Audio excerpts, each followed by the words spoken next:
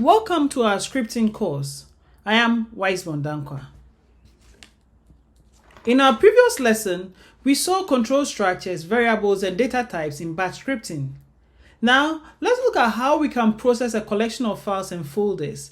We would also look at how to execute a collection of statements in a predetermined number of times.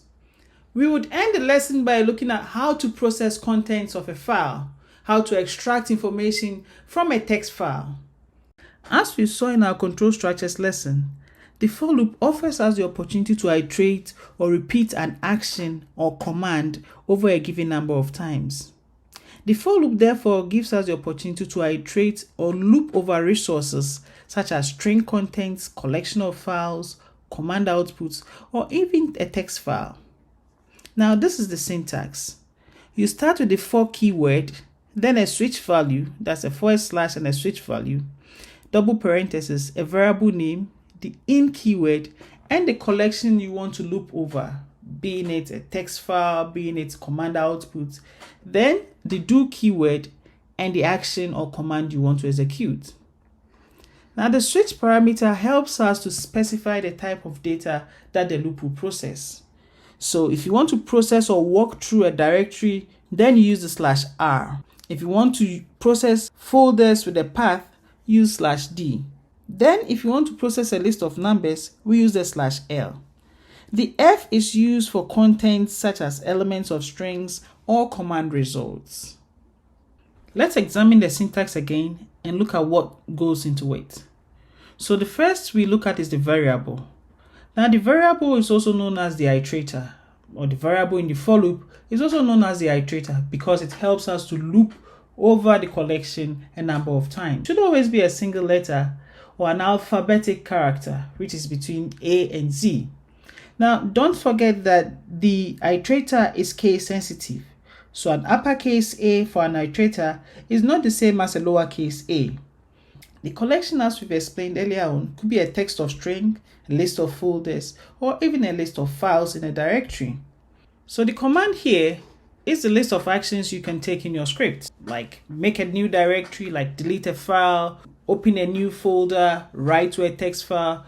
Any action you want to take, you put in the command section. So do and then the action you want to take. Now let's take the resources or collections we want to loop through one after the other. We will first look at looping through string contents. The same syntax is used for the string contents.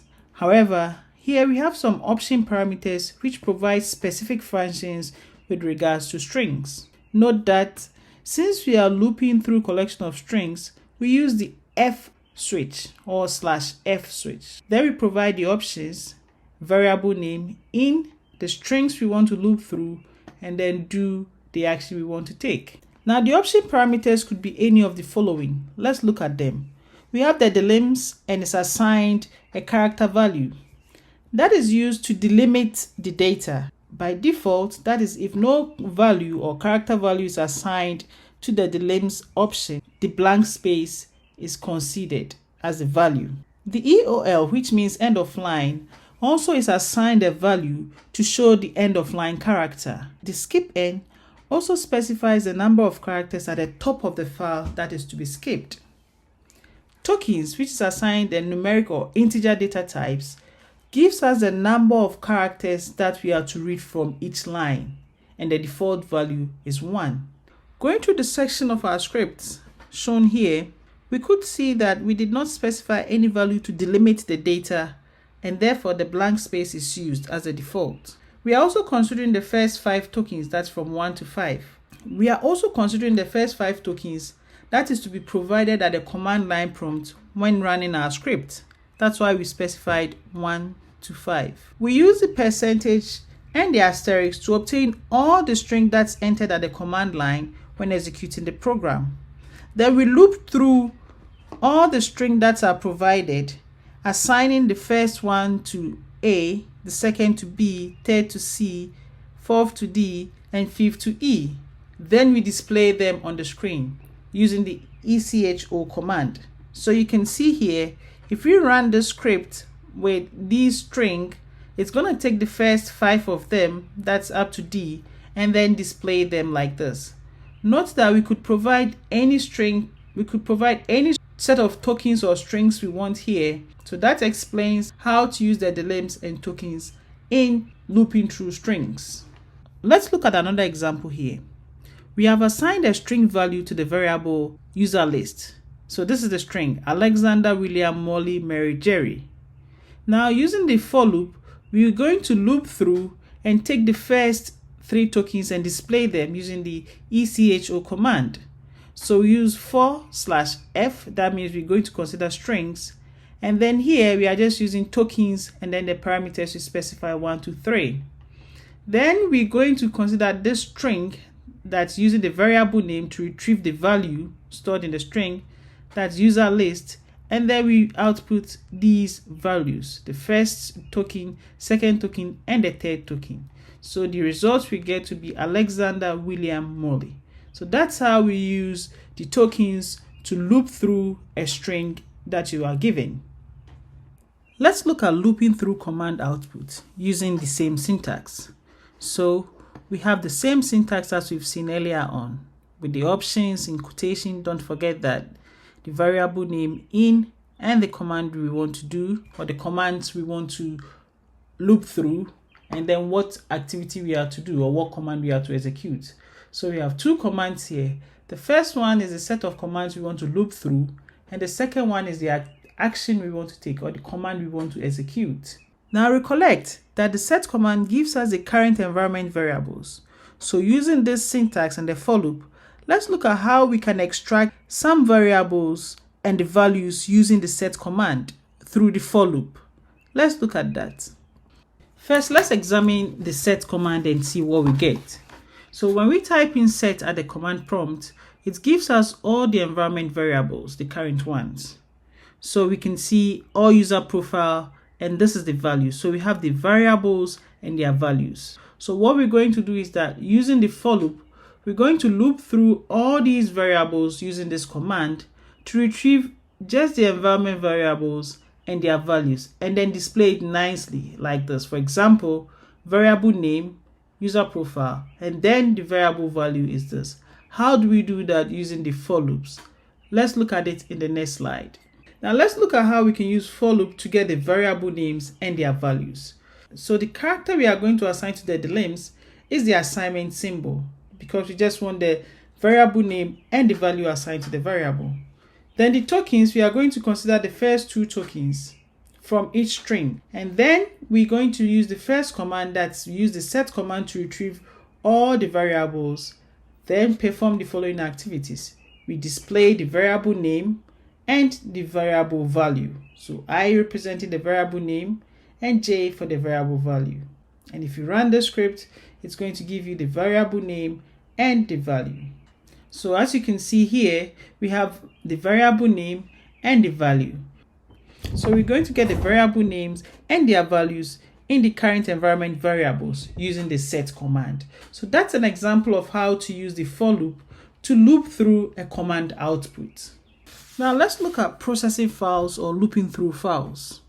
So in such a scenario where you have files that you want to loop through, this is the syntax you use. For the double parenthesis symbol, the variable name, in keyword, the collection you want to loop through, do, and then the action you want to take or the commands you want to execute. So let's take an example. Now we want to display all Microsoft Word files in a given directory. In this case, we are considering C, my docs directory. So this is the syntax we use. For the variable name I in the directory, then what do? We display all the files with the extension .doc. The wildcard character is used to match a pattern of characters. So for example, if we write WH with a wildcard character, it would find all words that has WH beginning and any set of characters following. So words such as what, white, why would be outputted, but words such as watch would not be outputted because it doesn't start with WH, rather WA, or a while, which starts with AW and not WH. If you want to match a single character, then you use the question mark. So for example, B question mark LL will find all strings that start with B and have a character after that, then LL or double L. So ball, bell, bill would be retrieved. Reading text files. In order to read a text file, the F switch is used in the for loop. The syntax is as follows. You have the F switch, the variable name, in, and then the file name from which you want to read the text, do, and the command instructions you want to execute. Now, let's assume you have a text file which has contact list of friends, and you want to process this data or retrieve some information from it. How do you do that? Using the scripts. Now, so here you provide the file name, that's contacts.txt, in the file name section, and then you output the variable. Now you can see that we didn't provide any value for the tokens. In that case, the default value of 1 is given to the tokens, and that would mean that the first element of this list would be displayed. So here, every first element, such as name, Molly, William, X, would be displayed as a result. If you want to display everything from the list, then the tokens is assigned the wildcard symbol, as you can see here. In that case, by using the echo I command, every text or every item in the text or every element in the text will be displayed. Now let's do further processing of our text file. Let's assume we want to have just the names and the telephone numbers from the text file. In the contact list, we would not need the header files. What is the syntax and how are we going to write such script? So what we would do is that we would specify the tokens, which is the first and the third. That's the first element and the third element. Then, since we do not want the header files or the headings, we're going to skip the first lines from the contact.txt file. Then we output the first element, that's I, that's the name column, and output the phone column, that's the J element.